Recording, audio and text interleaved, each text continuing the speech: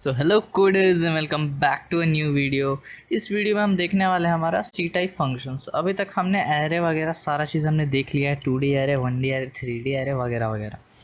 अब हम नेक्स्ट जो टॉपिक शुरू करने वाले हैं वो है मेरा स्ट्रिंग। तो स्ट्रिंग समझने से पहले मैं चाहता हूँ कि आप लोग सी टाइप फंक्शंस के बारे में थोड़ा बहुत जान लो, क्योंकि इसके बारे में जानने के बाद ही स्ट्रिंग के बहुत सारे ऐसे क्वेश्चंस, ऐसा नहीं है कि बस मतलब इसको नहीं जानोगे तो वो नहीं बनेगा, लेकिन इसको जान लोगे ना तो थोड़ा वो आसान हो जाएगा। ठीक है, तो ये मेरा सी टाइप फंक्शंस है और सी टाइप फंक्शंस को यूज़ करने के लिए हम सी टाइप डॉट एच का यहाँ पर इस्तेमाल करते हैं, जैसा कि हम अपना सी में यूज़ करते थे। तो सबसे पहले हम अपना कोड में आएंगे और यहाँ पर ये फंक्शन को हम इंक्लूड कर ही लेंगे। ठीक है, यहाँ पर देंगे include C type dot H. देखो यहाँ पर आ चुका है। ठीक है, अब यहाँ पर देखो, अब जब हमने इसको अपने प्रोग्राम में इंस्टॉल कर लिया है, इंक्लूड कर लिया, तो हम ये सारा फंक्शंस अपने यूज़ कर सकते हैं। ऐसा नहीं कि बस इतना ही फंक्शन होता है, लेकिन आपका 99% ऑफ द टास्क इससे कंप्लीट हो जाता है। ठीक है, इसलिए आप लोगों को बाकी की यहाँ पर टेंशन लेने की ज़रूरत नहीं है। हम सारा फंक्शन को वन बाय वन देखेंगे।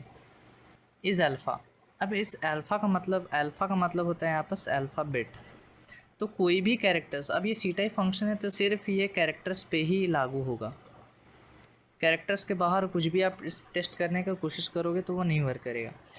तो ये फंक्शन आपका ट्रू तभी रिटर्न करेगा, इसका रिटर्न टाइप बूलियन होता है ट्रू, जब आपका मतलब इसके अंदर का जो पैरामीटर है उसके अंदर जो कैरेक्टर है वो अल्फ़ाबेट रहे। इसका सिंपल सा मतलब देखो कि अगर मैं यहाँ पर कैर C H is equals to, अगर मैं यहाँ पर ए दे दूँ और उसके बाद मैं सी आउट करवाऊँ यहाँ पर कि इज़ अल्फ़ा और यहाँ पर ब्रैकेट में मैं सी एच दे दूँ।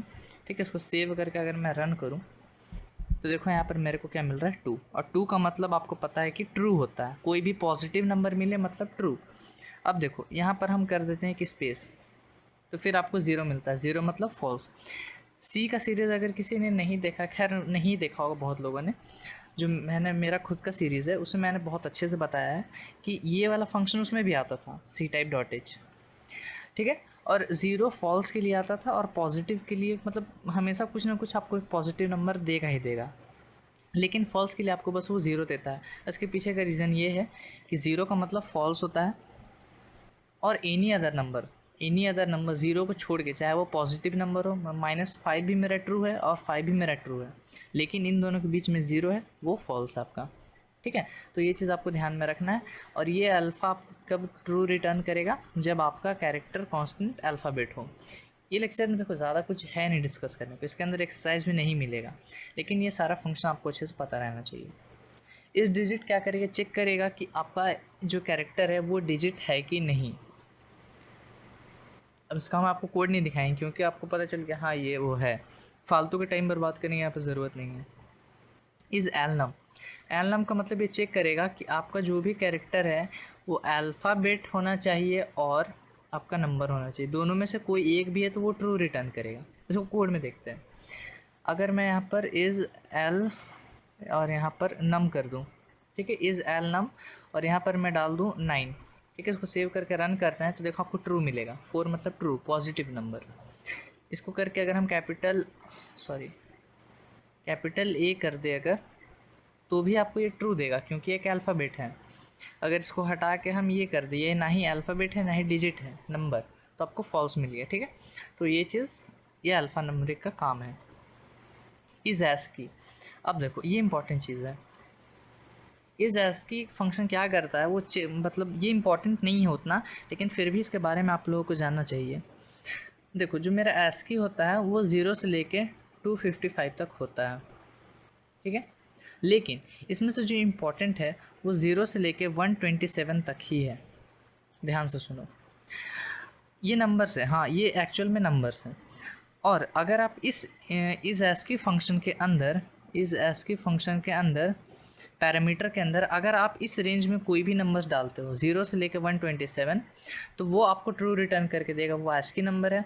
और अगर आपने कहीं भी इस रेंज में नंबर डाला 128 से लेकर 255 तक, तो वो आपको दिखाएगा फॉल्स, वो नॉट ASCII है। इसको देखते हैं एक बार, यहाँ पर हम लिखेंगे इज़ ASCII।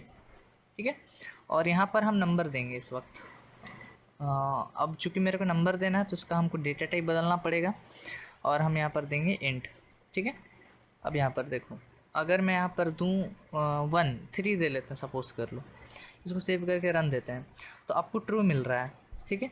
अब यहाँ पर अगर मैं इसको 0 दूँ तब भी आपको यहाँ पर ट्रू मिलेगा। अब मैं यहाँ पर इसको 127 दे दूँ तब भी आपको यहाँ पर ट्रू मिलेगा।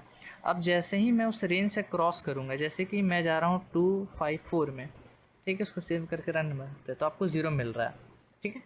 अब अगर हम -2 में चले जाते हैं तब भी आपको यहाँ पर 0 मिलेगा। तो मतलब वो सिर्फ 0 से लेके 127 को ही ASCII में कंसिडर करता है और 128 से 255 को कंसिडर नहीं करता है। अब आप पूछोगे कि इसके पीछे का रीज़न क्या है। देखो, सबसे पहले जब ASCII बना था तो उसमें सिर्फ 128 कैरेक्टर्स ही माने जाते थे, ठीक है। अब चूंकि हम कंप्यूटर पढ़ रहे हैं तो इसका इंडेक्सिंग वहाँ भी 0 से स्टार्ट हुआ और उसी तरह 127 तक गया, तो टोटल 128। लेकिन बाद में फिर और कैरेक्टर्स जुड़े जो 256 हो गया टोटल करके। लेकिन अभी तक वो ASCII एज अ कंसिडर अभी तक इसमें शायद ऐड नहीं किया गया होगा, या कुछ वैसा रीज़न होगा जो मेरे को नहीं पता।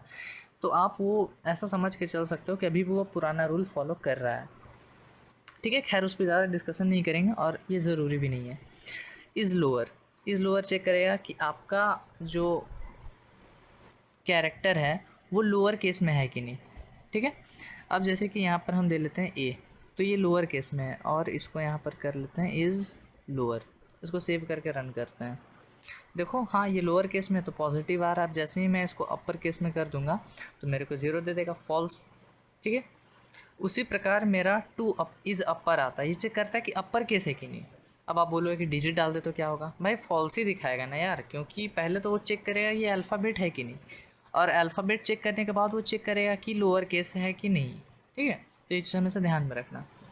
इस पंक आपका चेक करता है कि आपका जो कैरेक्टर वो एक पंचुएशन मार्क है कि नहीं, जैसे कि ये आपका एक पंचुएशन मार्क है। इसको सेव करके हम रन करते हैं। अब देखो, अब इसको कंसिडर नहीं करेगा। अब आप सोच रहे होगे क्यों, क्योंकि ये भाई ये पंक्चुएशन मार्क तो है।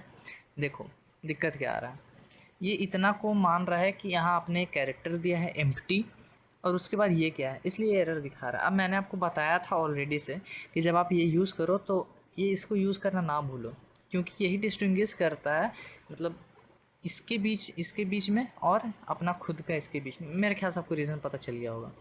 और इसको यहाँ पर कर देते हैं पंक, इसको सेव करके रन करते हैं। देखो आपको पॉजिटिव मिल रहा है, मतलब ट्रू है, ठीक है। और एक और यहाँ पर ले लेते हैं एक पॉजिटिव, मतलब पंक्चुएशन मार्क, जिस जो है मेरा क्वेश्चन मार्क, ठीक है। या फिर ये ले लेते हैं, तो ये भी मेरा पंक्चुएशन, तो मेरे को पॉजिटिव दिखाया। तो आई होप आपको समझ में आ गया होगा, सारा पॉजिटिव दिखाएगा जब वो पंक्चुएशन रहेगा। इज स्पेस, आपको पता चल गया ये क्या करेगा, इज स्पेस चेक करेगा कि आपका जो कैरेक्टर है वो एक स्पेस है कि नहीं, ठीक है। उसको सेव करके रन करता है, ये आपका स्पेस है। अब देखो यहाँ पर ये भी ट्रू, ये भी आपका स्पेस में आता है, ठीक है। ये भी आपका स्पेस में आता है, मतलब सारा चीज़ जो न्यू लाइन फीड होता है /n/t, ठीक है, या फिर एक सिंपल सा स्पेस, तो सारा मेरा स्पेस में ही गिना जाता है। फॉर्म फीड भी आपका स्पेस में ही आता है। टू ASCII, अब यहाँ से सारा मेरा जो ये वाला इस जितना में लगा हुआ है ये सारा चेक करता है, बस इसका काम है बस चेक करना और ट्रू या फॉल्स रिटर्न करना। नंबर के फॉर्म में करे चाहे जैसे भी करे, मेरे को फ़र्क नहीं पड़ता, ये चेक करता है बस।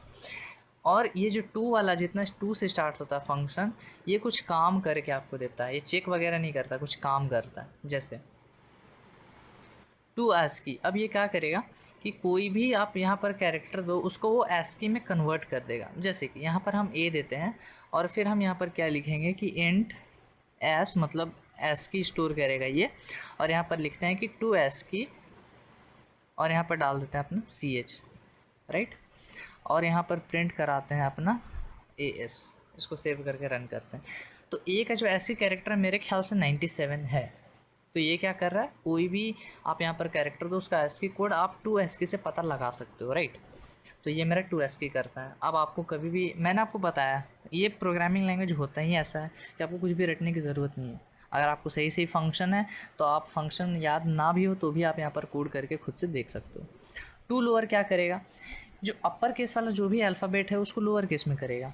देखते हैं, यहाँ पर है और उसके बाद इसको हम यहाँ से हटा देते हैं और यहाँ पर लिखते हैं टू अपर, और यहाँ पर डाल देते हैं अपना CH। इसको सेव करके हम रन करते हैं।